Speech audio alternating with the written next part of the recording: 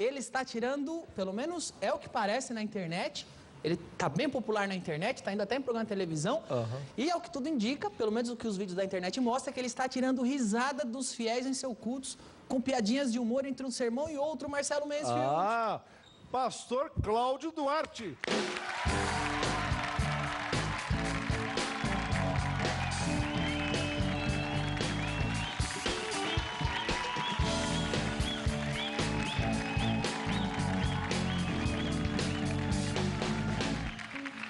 Tudo bem? Olha, não sei se o pastor reparou, mas este tema que o Traje a Rigor escolheu para sua entrada é o tema do Seinfeld. Isso. Seinfeld é um comediante que fazia muitas piadas de stand-up e tal. Ou seja, eu estou entendendo que o Traje a Rigor está comparando o senhor com um humorista. O senhor acha que o que o senhor faz na igreja é humor? O senhor é o pastor do stand-up ou não? Eu não diria o pastor do stand-up, não. Mas eu sempre admirei diversos humoristas, sempre gostei. Sou uma pessoa bem-humorada, então achei que o humor também caberia numa ministração, numa palestra, num sermão. E ele atrai mais fiel? Não vou dizer que atrai mais fiel, não. Mas deixa mais preso ao que você está dizendo? Com certeza atrai atenção. Atrai atenção. Atrai atenção, com certeza. Mas não é pecado dar risada na igreja? Porque muita gente tem essa ideia, né? Esse pastor fica fazendo a gente rir aqui, isso aí não é de Deus. É lógico que por não ser algo comum, né, vamos dizer, é algo mais ou menos que novo, trazer esse humor para o evangelho, com certeza eu enfrento diversas críticas. Tem pessoas que acham que Deus é um velhinho muito mal-humorado, né, querendo brigar com o ser humano, com o homem o tempo inteiro. E a que a Bíblia diz... Não tem humor lá, né? Que a coisa é meio chata. Exatamente, passa a ideia. Na realidade, as pessoas têm uma ideia de que se você for bem-humorado, você não é sério. E na realidade uma coisa não tem nada a ver com a outra. Você pode ser extremamente sério e muito bem-humorado. E pode ser extremamente bem-humorado também. Você pode ser extremamente bem-humorado e extremamente sem graça, como é o caso do Mansfield, não é isso? Vem cá, pastor, seus vídeos estão fazendo muito sucesso na internet, não? Tem muita gente, as pessoas já estão te reconhecendo na rua. Você não é o pastor que faz piada? Isso, as pessoas reconhecem. Na verdade, eu nunca postei nada na internet. Nenhum vídeo foi postado por mim. As pessoas, às vezes, adquirem os DVDs, compram os DVDs das minhas palestras e eles, então, começam a postar esses vídeos na internet. E acontece com um pastor igual acontecia comigo, com o Mencio, de que iam assistir o nosso show e ficavam gravando no celular. Acontece deles assistirem sua pregação, ficarem gravando? Muitos dos vídeos que estão na internet... E você deixa? Não tem problema? Vídeos, eu não tenho nem como coibir isso, né? E também não é o objetivo. Agora, você se incomoda com o pessoal que tira uma piada sua de contexto e mostra só aquele trechinho gerando polêmica? Não, eu não me incomodo muito com isso, não. O que acontece é que as pessoas só estão fazendo isso. Entendi. Então, esse tipo de coisa, tirar uma piada do sermão e isolar, acaba prejudicando um pouquinho. Isso, quando... Foi exatamente o que a gente fez agora. Vamos ver um trecho só das piadas do pastor. Cadê? Essa geração não tem onde cair morto, Ana. Mulher é um artigo de luxo, camarada. Estou falando mulher, não é tribufu. Tribufu é baratinho. Ana, vai dar... Tribufu, qualquer coisinha serve, coitadinha. Fica lá com aquele semblante fechado.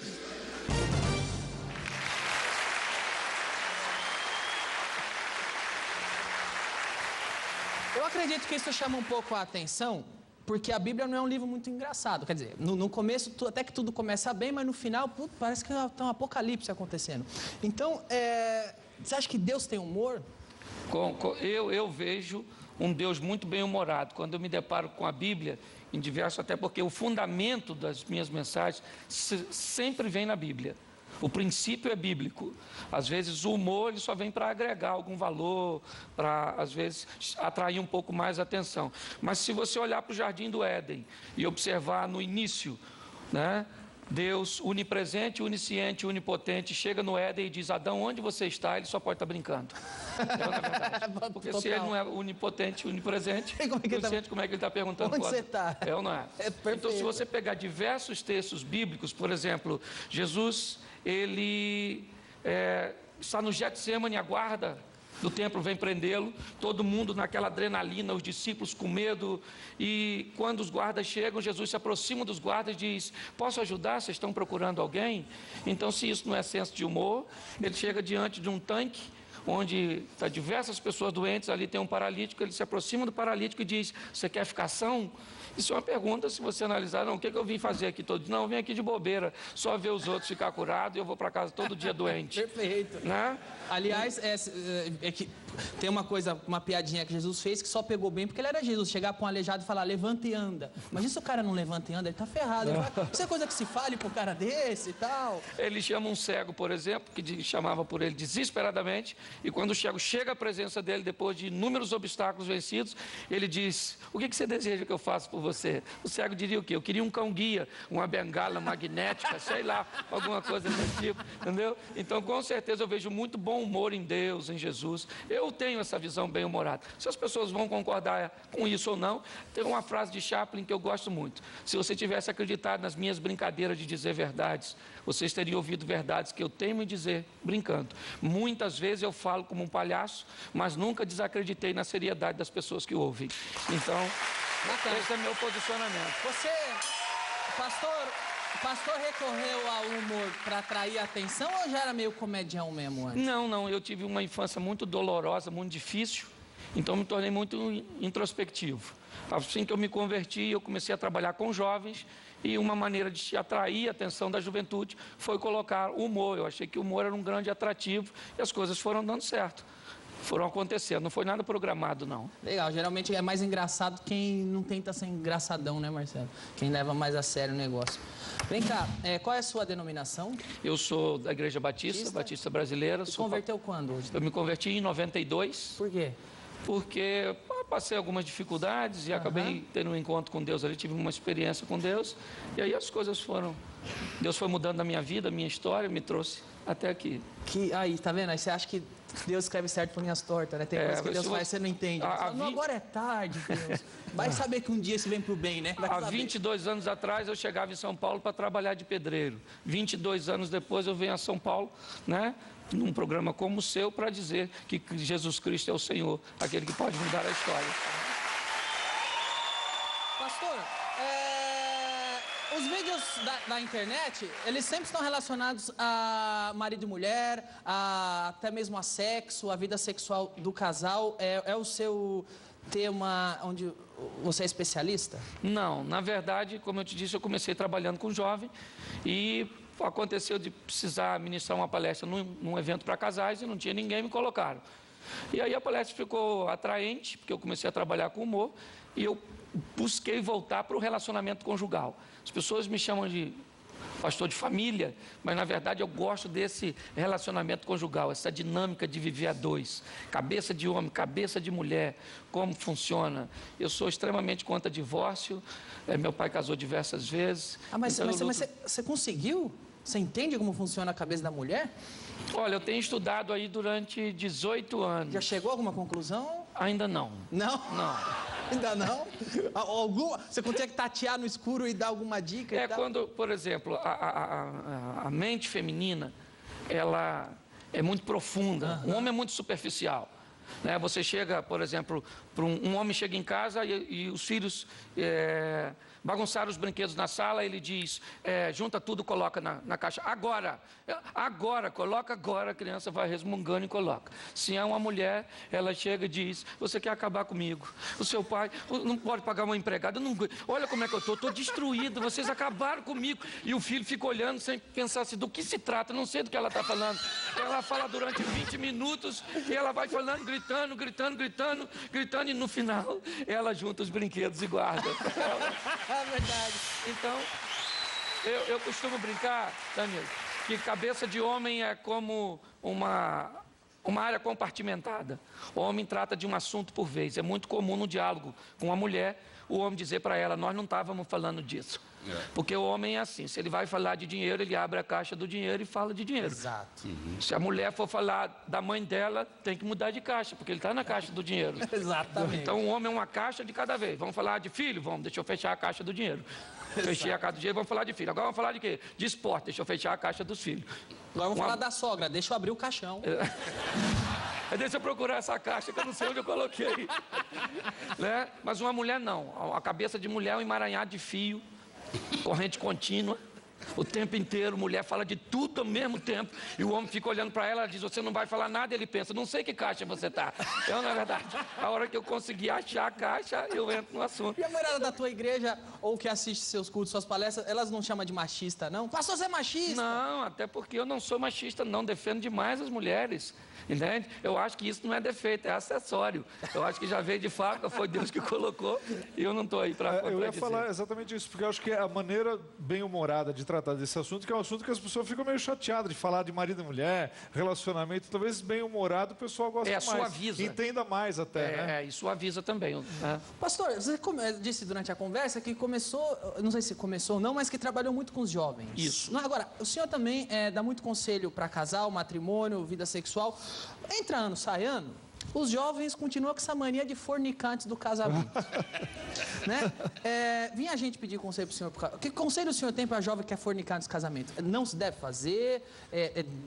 É uma questão só de saúde? Qual é a visão do pastor? Vamos lá, o Ministério da Saúde adverte que sexo seguro é com preservativo. A Bíblia adverte que sexo seguro é depois do casamento com uma pessoa só.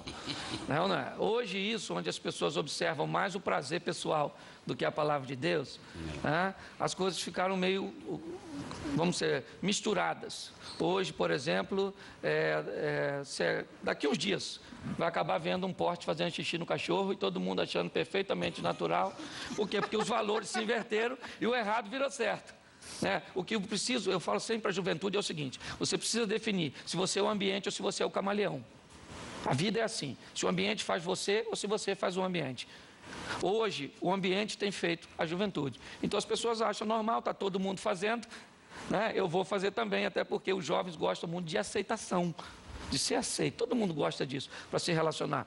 Mas a Bíblia diz que sexo é depois do casamento, não dá para negociar isso. Então, fornicação não dá. É só não alimentar. Você não namora no escuro, namora na frente dos outros. Leva seu pai, seu irmão mais novo. Namora na igreja. Não. Só, com licença da palavra, só broxante. Só broxante. É verdade. Isso aí. O David Banner é fácil de conduzir. O difícil é o incrível Hulk, né, irmão? Então não deixe o Banner virar o Hulk e tá tudo certo. Ok, agora, mas como é que a pessoa não pode ter experiência sexual antes do casamento, pastor? Como que ela vai saber que está casando com a pessoa certa? Porque não corre o risco da pessoa casar, os dois casam virgem, e depois do casamento, quando eles transam, eles falam, eu acho que eu não gostei desse seu lado. E aí fica aquele casamento, que é o casamento gospel, que é aquele casamento que casaram virgem só para não receber bronca do pastor. Então, eu não vou pecar com minha namorada, então para não ganhar bronca de ninguém, eu vou casar com ela, mas depois que casa, as coisas não encaixam. Mas não se você não pode ser um observar, por prejuízo? exemplo, a maioria das pessoas que se separam fizeram sexo antes do casamento. Quando as pessoas vêm falar, a primeira pergunta que eu faço é qual era a vida sexual de vocês? Não, nós já tínhamos uma vida. Então as pessoas, numa expressão vulgar, experimentaram antes da hora e mesmo experimentando, porque o grande vilão hoje não é o sexo, o grande vilão é a incompatibilidade de gênero. Entende? Esse que é o que mais separa casais hoje é a incompatibilidade. A gente não combina, não funciona, não... Entende? Mas o sexo é o terceiro. Primeiro vem a incompatibilidade de gênero, depois vem o dinheiro e depois o sexo. Então, quando o assunto é jovem, eu tenho que falar, porque não dá para eu negociar com isso, certo? Tem que aguardar até o casamento. O pastor, pelo que eu estou entendendo, o pastor então está aconselhando o Marcos Klein a, depois que casar, ter a sua primeira experiência sexual, o Klein. Ele é solteiro? Ele é solteiro e virgem. Eu sou casado, ele conhece minha mulher. Ele é solteiro. Respeita aqui, tá tendo uma entrevista. Corta o microfone dele, pelo amor de Deus. Corta o microfone dele. Pastor, eu sei que os jovens querem fornicar de casamento. Mas eu estou vendo até que o senhor está com o livro, a gente fala dele já. Eles querem fornicar no casamento. Mas o que a Bíblia, quem segue a Bíblia vai tentar fazer é não fazer isso. Certo. Não é? E talvez por isso eles achem um outro atalho para conseguir uma coisa parecida com sexo, que talvez não seja bem sexo. E é isso que eu vou perguntar para o senhor agora, através do nosso joguinho Peca ou Não Peca? Peca ou não peca? Vamos lá, pastor. Eu quero saber se peca ou não peca. Primeira dúvida, a pessoa que antes do casamento canta no karaokê. Ela peca ou não peca? Peca. Peca. Peca. Não pode cantar com o microfone. Não pode. Não pode cantar, peca. Depois de casado? Eu prefiro não responder. Tá ok. Quem joga um dadinho? Peca ou não peca? Antes do casamento? Antes do casamento. Peca. Peca. Peca. Não pode nem jogar um dadinho antes do casamento. Depende de onde caiu o número, é perigoso demais, então é melhor não brincar com dado. A que distância se deve ficar do abismo? Quanto mais longe, melhor. Quem faz 3-0, peca ou não peca? Peca. Peca, eu até já falei isso, porque ninguém é capaz de fazer isso pensando num pé de couve. É ou não é verdade? Ok. Ou você tem que imaginar alguém para pensar. Ok. Eu não sei como falar isso, pastor. Pode ficar à vontade que eu respondo. Transar na bunda, peca ou não peca? Peca. Peca? Peca. Mesmo casado? Mesmo casado. Ok. O Márcio Ribeiro, um comediante amigo nosso faleceu esse ano, pouco antes de falecer, esteve no programa e ensinou o público do programa a fazer um brinquedinho. Eu vou mostrar o brinquedinho que ele ensinou a fazer e depois você me diz se quem usar o brinquedinho peca ou não pega. Vamos lá? Peca ou não peca? Nós vamos fazer uma experiência agora para pessoas grandinhas. Você pega uma lata de cerveja, você põe... Uma esponja. Uma esponja. Que legal. Isso aqui vai ficar assim. Com a boca melhor, né? Que é isso, tio Márcio? Qual é o nome? Vamos lá, o nosso amigo Márcio Ribeiro ensinou a fazer aquele brinquedinho. Pastor Cláudio, brincar com aquilo, peca ou não peca? Com certeza peca. Peca também. Peca. Mas não é um ser humano, é uma lata, mesmo assim? O problema é o seguinte, é a mente da pessoa. Hoje, por exemplo, essa sensualidade está bombardeando todo mundo. Então está tudo precoce demais, ninguém hoje fica grávida uma adolescente por minuto no Brasil. Grande parte delas, né, são mães solteiras, até porque adolescentes, o garoto que engravidou não tem condições de manter. Então, olha para onde a sociedade está caminhando. Então, o que a gente busca é trazer um equilíbrio sexual. Hoje vai vender sapato para uma mulher pelada, perfume para uma mulher pelada. Você abre uma revista, uma mulher pelada. Você vai ler a Bíblia online, de repente aparece lá a foto de uma mulher pelada. Ainda escrito, clique aqui. Não é verdade? Eu imagino uma pessoa casada que sai na rua, outdoor, mulher pelada, não? Pega o ônibus, cartaz de mulher pelada, né? Tá no ponto de ônibus, cartaz de mulher, chega em casa, fala agora pra mulher e fala, amor, vou dar um rolê na rua de novo. Você me falou que tem homem fruta, mulher fruta, é homem banana e mulher abacaxi? Foi uma mensagem que eu fiz sobre homem banana, mulher abacaxi. O que seria isso? Foi uma passagem bíblica que eu peguei um homem banana, um homem que a mulher mandava nele, um homem está igual o mico leão dourado, para ver só em cativeiro. É uma espécie de extinção, daqui um dia vamos chegar aí no museu alguém vai falar aquilo ali é um tiranossauro rex e logo depois vai ter um homem em pé porque está difícil de ver homem, não é? Então eu simplesmente fiz uma analogia dos homens bananas, que não tomam decisões, que não tomam atitude, que deixaram as coisas se inverterem, e mulheres difíceis de descascar, mulheres ruins. A Bíblia diz que tem ocasião que é melhor você morar no deserto do que com determinadas mulheres. Foi uma brincadeira, uma analogia que eu fiz, né, dessas duas frutas com comportamento feminino e masculino. O senhor disse no início da entrevista que acha que a mulher pensa assim porque foi Deus que fez e tal, e que é um acessório. Mas por que hoje o sábio é casar tendo uma certa estabilidade, não é? Certo. E isso às vezes acontece depois dos 20 e tantos anos. Mas então por que o jovem com 18 anos já tem a vontade louca de transar com a e mas isso é fisiológico, né? Mas não foi Deus que fez também essa vontade da gente? Lógico, mas a vontade é sadia. O problema é o seguinte, é que economicamente, como você falou, o camarada não tem nem como se manter, certo? Uma mulher bonita custa caro. Uma mulher legal, você precisa. Se você vai casar, o relacionamento a 2 já é difícil. Imagine a 10. Você vai casar para morar na casa dos outros. Pensa, vai fazer sexo como? Sai do banheiro igual um bandido. Abre a porta, não pode ter nenhuma sonoplastia no ato sexual, senão vai acordar os outros. Então, Eu sei do que você está falando, pastor, porque eu cresci num quarto e sala em Santo André. Então, não é só questão de pecado, não. É uma questão de estrutura, realmente. Só que hoje é o que eu estou te dizendo. Hoje uma garota que era para estar brincando de boneca, está com a criança no colo. Isso não é um princípio bíblico apenas, não. Isso é uma questão moral. Uma questão, ele não tem condições, não tem. Estou vendo o livro na mão do pastor, eu falei que ia falar dele. Sexualidade, muito obrigado, sem censura. Sem censura mesmo? Porque eu estou vendo que tudo que eu quis perguntar, o pastor me deixou bem à vontade para perguntar da forma que eu quisesse para o pastor, e o pastor respondeu o que acontece é o seguinte, esse livro saiu há cerca de 1 ano e meio, 2, com o objetivo de trazer uma qualidade de vida sexual melhor para o cristão, certo? Mostrar um pouco para eles o que se pode fazer, o que não pode, o que a Bíblia recomenda, porque algumas pessoas vão para púlpitos para falar de suas preferências sexuais e não para falar o que a Bíblia diz. Hoje tem muita gente decepcionada com o Evangelho, tem muita gente que acabou morrendo na fé. Por quê? Porque se decepcionou com líderes que estavam construindo um reino para si e não trabalhando para o reino de Deus. Então foi Deus que criou, eu peguei alguns versículos, algumas coisas, algumas pessoas auxiliaram e fizemos esse trabalho que acabou ajudando muita gente. De tudo aquilo que eu falo, com todas as brincadeiras, Danilo, nunca eu encontrei ninguém que disse uma de suas palestras, uma de suas recomendações acabaram com o meu casamento. Tudo que eu ouço o meu casamento mudou, a minha história mudou, a minha vida sexual mudou. Então o objetivo é trazer benefícios para o povo. Olha, pastor, eu tenho uma pergunta de sexualidade sem censura aqui para fazer. O que seria o adultério? O adultério seria eu trair minha esposa com outra mulher. Mas se eu sou casado e eu e minha mulher diz, não, você pode, vamos nós dois no swing, os dois, eu dei o consentimento para minha mulher ir no swing comigo, me trair. E ela permitiu que eu traísse ela. Certo. E eu permiti que ela me traísse. Ainda assim é adultério isso? O que acontece é o seguinte, a Bíblia diz que a única nudez que eu posso ter acesso é da minha mulher. E não interessa se ela consente ou não, porque ela não tem autoridade máxima sobre mim. A maior autoridade sobre a minha vida é Deus e não minha esposa.